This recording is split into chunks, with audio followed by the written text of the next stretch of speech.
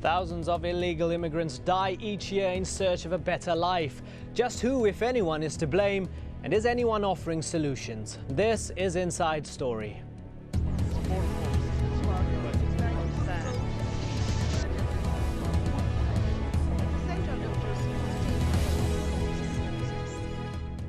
Hello, I'm Imran Garda. Some hand over all they've earned in search of a better life, but many of them are duped and their hope ends in vain.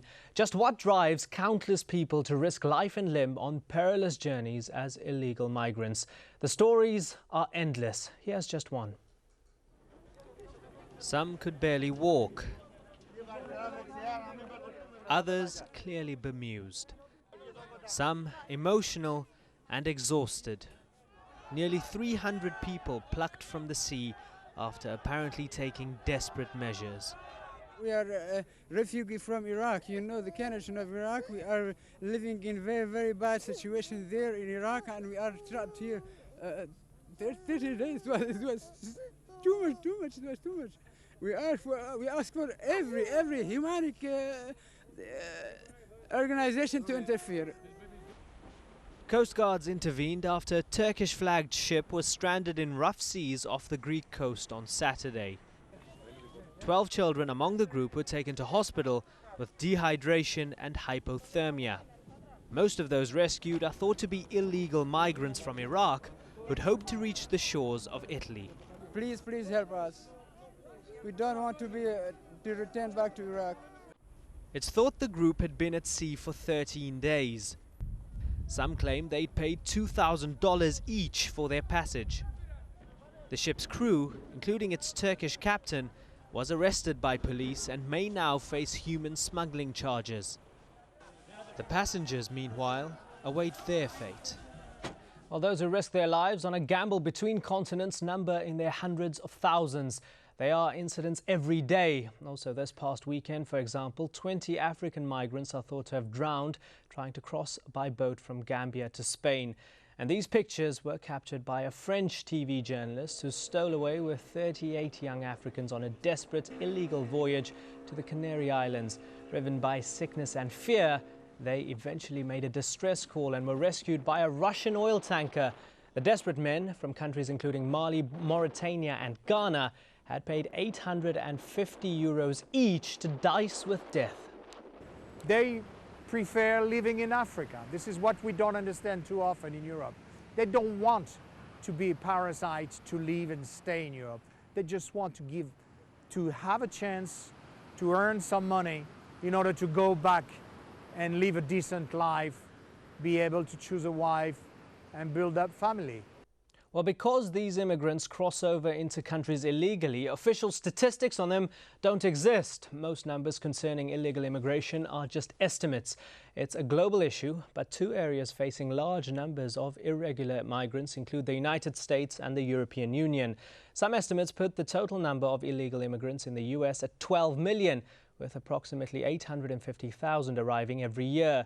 EU countries with large numbers of illegal immigrants include the United Kingdom, Spain, Italy and France.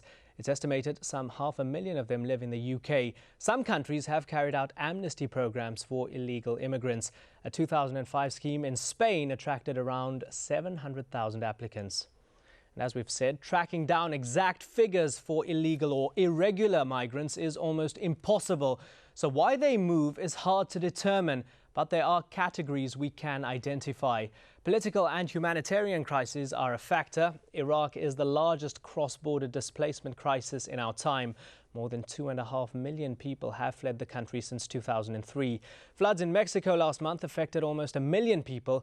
Environmental disasters can cause dynamic shifts in population too, says the UN's International Office of Migration.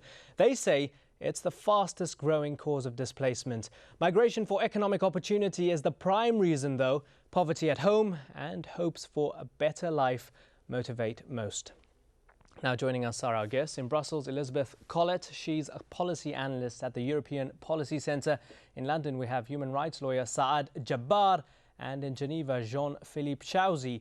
He is the head of media and public information at the International Organization for Migration. Ladies and gentlemen, thank you very much for joining us. Mr. Chauzy, if I could start off with you. We've seen those powerful images of the Iraqis. Just on Monday, we've heard about the 20 African migrants who died. It's the third disaster related to would-be migrants in 3 weeks. In your opinion, how do you explain what drives people to resort to such desperate measures?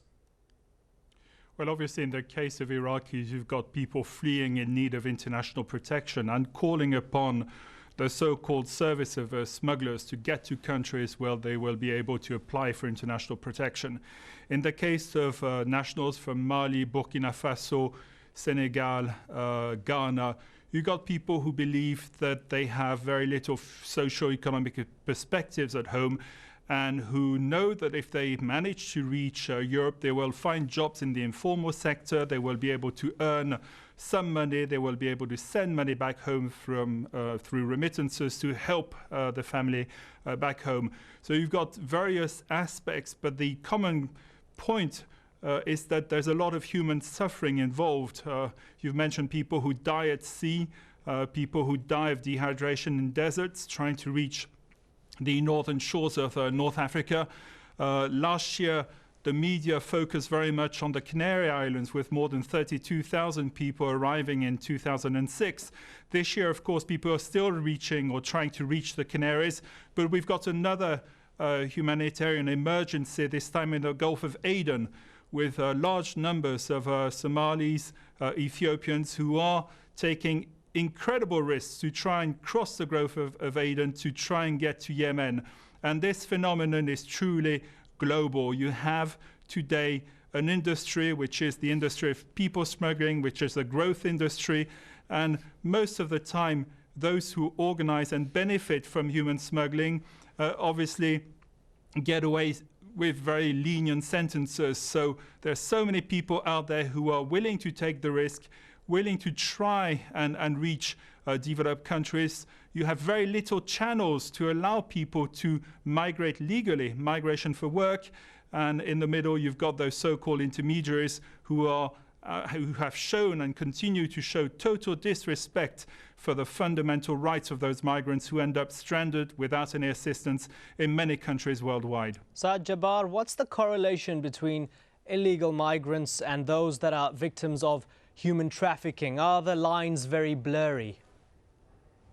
I think what we have seen so far in the program is the tip of the iceberg. You are talking about people who have been driven by the incentive of finding a better life because of the poverty in some countries in Africa. But we haven't really mentioned the countries where you have dictatorship, tyrannical regimes, and no accountable government exists in those countries. And you have not hundreds of thousands, you have millions. If you take Algeria, for instance, since 1992, you have the majority of the youth and others who have either been persecuted politically or because of the fear for their lives or military service, they have found ways to get to Europe rather than the hundreds of those whom you see only trying to get on board of boats or who have been using smugglers and so on. I think the real picture is not what you see only on boats. There are other parallel ways where even the authorities in those countries help people to get to Europe and the United States. And I'm sorry to say that without really addressing the root causes of the political problems and the lack of accountable governments in most of those countries. If you take Zimbabwe, for instance, it's a rich country now.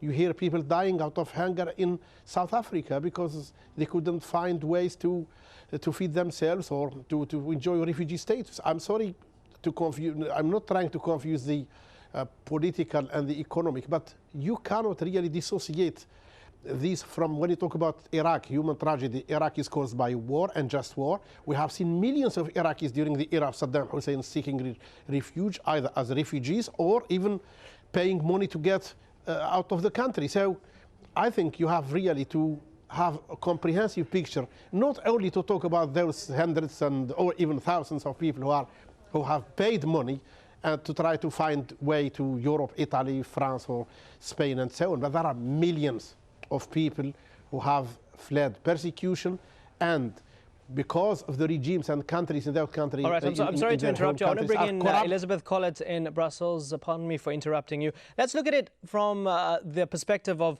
those countries that are taking people in. Now, many employers, particularly in Europe, would delight in hiring many illegal immigrants, wouldn't they? I mean, they can pay less, they don't have to give them many of the benefits that they would other people. Well, I mean, technically, migrants in Europe should be treated the same way as any national workers in Europe.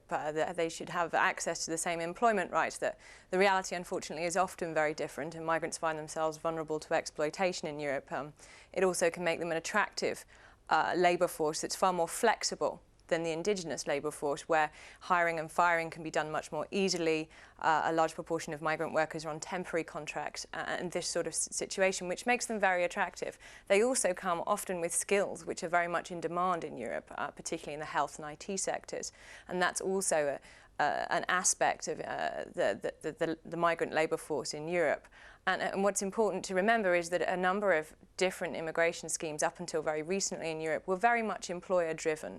If the employer said he needed the labour, then that labour was offered. And this is shifting slightly in a few countries that have previously really benefited from that. But there is that argument that above all, legal or illegal, immigrants to particularly an aging Europe have the ability to stimulate the economy. Do you agree with that?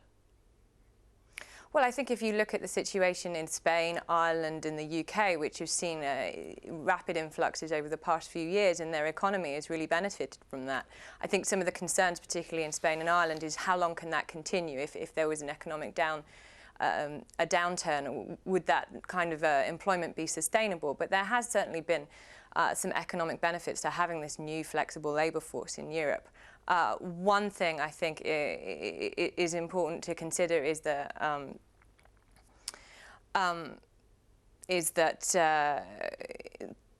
migration itself can't be the complete answer to the demographic change in Europe. That it has to be taken in a much broader context, which involves training a labour force in Europe which can respond to the new knowledge economy, creating a more flexible workforce in Europe, the so-called flexicurity debate, rethinking retirement, a number of other issues which need to be taken in tandem with migration, because clearly when you look at the level of migration flows that would be necessary to really offset demographic change, it's unsustainable. All right, don't go away. Time for a short break. When we come back, we discuss how efficient are the different approaches meant to fight illegal immigration. Do stay with us.